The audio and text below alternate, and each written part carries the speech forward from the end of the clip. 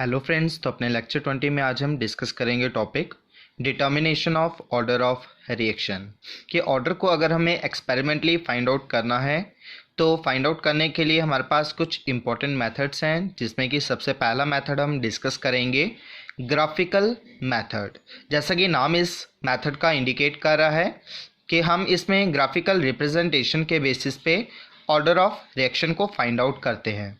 तो सबसे पहले अगर हम बात करें इस मेथड की, तो इस मेथड से हम सिर्फ उन्हीं रिएक्शंस का ऑर्डर फाइंड आउट कर सकते हैं जिन रिएक्शंस में सिंगल रिएक्टेंट स्पीशीज़ की इन्वॉल्वमेंट होती है, या सेम टाइप ऑफ रिएक्टेंट जिन रिएक्शंस में इन्वॉल्व होता है, ऐसी रिएक्शंस का ऑर्डर हम फाइंड आउट करते हैं ग्राफिकल मेथड के बेसिस पे।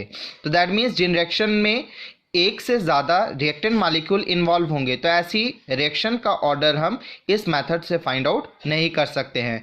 तो इस मेथड से हम सिर्फ उन्हीं रिएक्शंस का ऑर्डर फाइंड आउट कर सकते हैं जिनमें सिंगल रिएक्टेंट या same type of reactant involve होता है।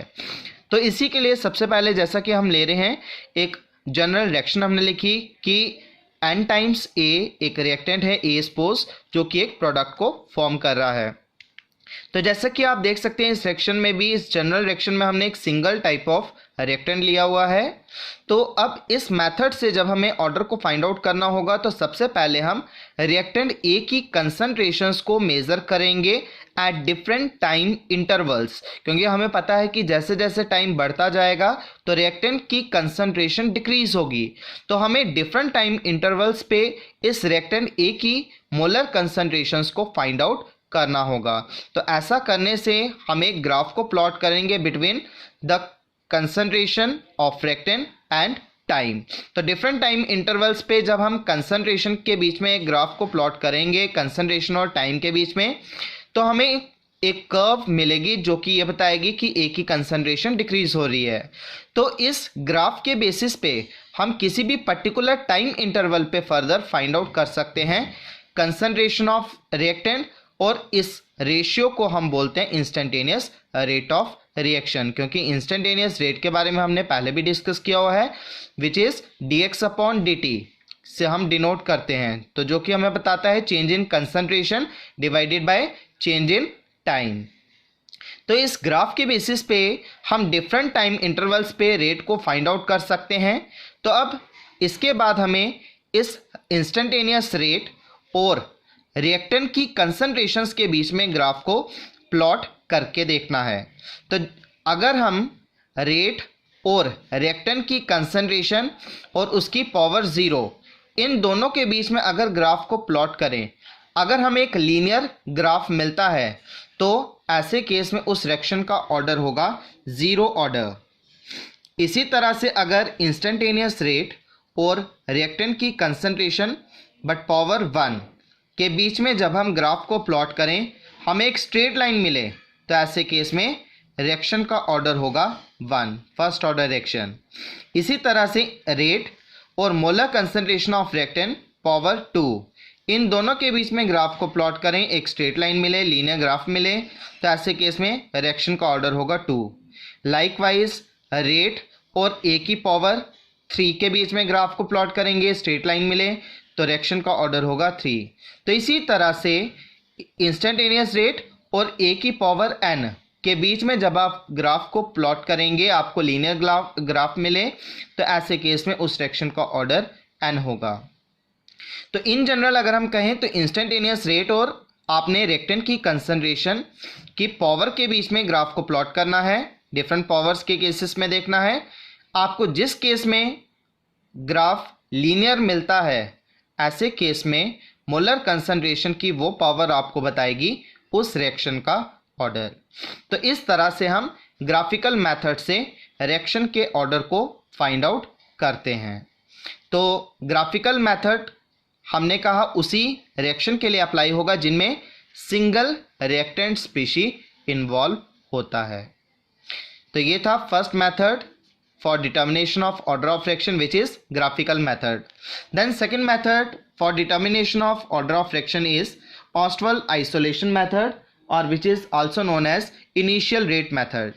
तो ये मेथड जो है हम अप्लाई कर सकते हैं किसी भी रिएक्शन के लिए जिनमें एक से ज़्यादा रिएक्टेंट स्पीशीज इन्वॉल्व होते हैं। तो जैसे कि आप देख सकते हैं, हमने एक जनरल रिएक्शन ली जिसमें हमने सपोज किया 3 रिएक्टेंट्स हैं, रिएक्टेंट ए, बी एंड सी, और ये इनके स्टाइकियोमेट्रिक कोएफिशिएंट्स हैं पी, क्यू एंड आर, जो कि एक प्रोडक्ट को फॉर्म करते हैं। तो इसमें भी हमें सबसे पहले ऑस्टवाल्ड आइसोलेशन मेथड को ही ग्राफिकल मेथड को ही अप्लाई करना होगा। तो ये मेथड जो है ये बेस्ड है इस तरह से कि हमें इंडिविजुअल रिएक्टेंट का ऑर्डर फाइंड आउट करना होगा। जैसा कि आप देख सकते हैं, इस रिएक्शन में हमने 3 रिएक्टेंट लिए हैं, तो इसमें 2 भी आप ले सकते हैं, 4 भी ले सकते हैं, 5 ले सकते हैं, जितने मर्जी रिएक्टेंट मॉलिक्यूल्स हो सकते हैं किसी भी रिएक्शन में। तो इस तरह से हमने कहा कि हमें इंडिविजुअल ऑर्डर फाइंड आउट करना होगा इन सभी डिफरेंट रिएक्टेंट्स का। तो किस तरह से करेंगे? तो उसके लिए आपको सबसे पहले जिस रिएक्टेंट का ऑर्डर फाइंड आउट करना है, सपोज जैसे कि हमें फर्स्टली फाइंड आउट करना है order of this reactant A. तो ए का अगर हमें ऑर्डर फाइंड आउट करना है तो हमें ऐसे केस में बी और सी इन दोनों को सबसे पहले लार्ज एक्सेस में लेना होगा, क्योंकि हमें ये पता है कि जिन रिएक्टेंट की कंसंट्रेशन लार्ज एक्सेस में हो, रिएक्शन का रेट कभी भी उन रिएक्टेंट्स की कंसंट्रेशन पे डिपेंड नहीं करता है। तो जब हम बी और सी को लार्ज एक्सेस में लेंगे तो ऐसे केस में रेट ऑफ रिएक्शन सिर्फ एक रिएक्टेंट ए के ऊपर ही डिपेंड करेगा। तो ऐसे केस में आप फिर ए की कंसंट्रेशन देखेंगे डिफरेंट टाइम इंटरवल्स पे, same instantaneous rate of reaction को फाइंड आउट हम कर सकते हैं। और जैसे कि ग्राफिकल मेथड में हमने कहा इंस्टेंटेनियस रेट और ए की डिफरेंट पावर्स के बीच में आप ग्राफ को प्लॉट करेंगे, तो जहाँ पे आपको स्ट्रेट लाइन मिलेगी तो वहाँ से आपको पता चल जाएगा order of reactant A.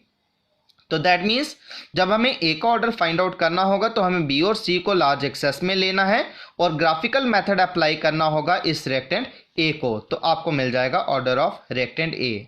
Same अगर फिर हमें अब बी का ऑर्डर फाइंड आउट करना है तो बी का ऑर्डर फाइंड आउट करने के लिए हमें ए और सी इन दोनों को लार्ज एक्सेस में लेना है और फिर ग्राफिकल मेथड अप्लाई करना होगा इस रिएक्टेंट बी को।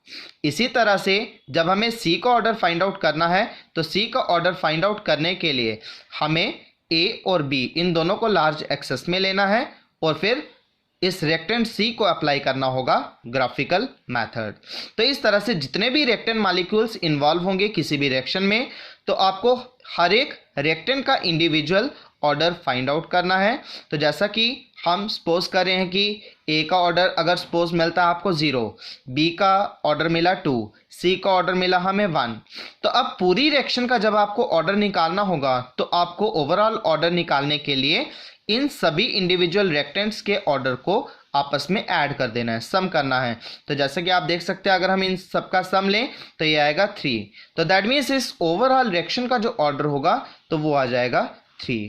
तो आपको इंडिविजुअल ऑर्डर को फाइंड आउट करना होगा, डिफरेंट रिएक्टेंट्स का इंडिविजुअल ऑर्डर निकालना है बाय यूजिंग ग्राफिकल मेथड। और उसके लिए आप जिस रिएक्टेंट का ऑर्डर निकालेंगे तो बाकी वाले रिएक्टेंट्स को आपको लार्ज एक्सेस में लेना होगा और जिस रिएक्टेंट का ऑर्डर निकालना है उसको ग्राफिकल मेथड अप्लाई कर लेना है। और लास्ट में हमें ओवरऑल ऑर्डर निकालने के लिए हर एक रिएक्टेंट के इंडिविजुअल ऑर्डर को आपस में ऐड अप करना है। तो एडिशन करने पे आपको मिलेगा उस रिएक्शन का ओवरऑल ऑर्डर। तो इस तरह से हम ऑस्टवाल्ड आइसोलेशन मेथड से किसी भी रिएक्शन का ऑर्डर फाइंड आउट कर सकते हैं जिसमें कि एक से ज़्यादा रिएक्टेंट मॉलिक्यूल्स इन्वॉल्व होते हैं। Thank you.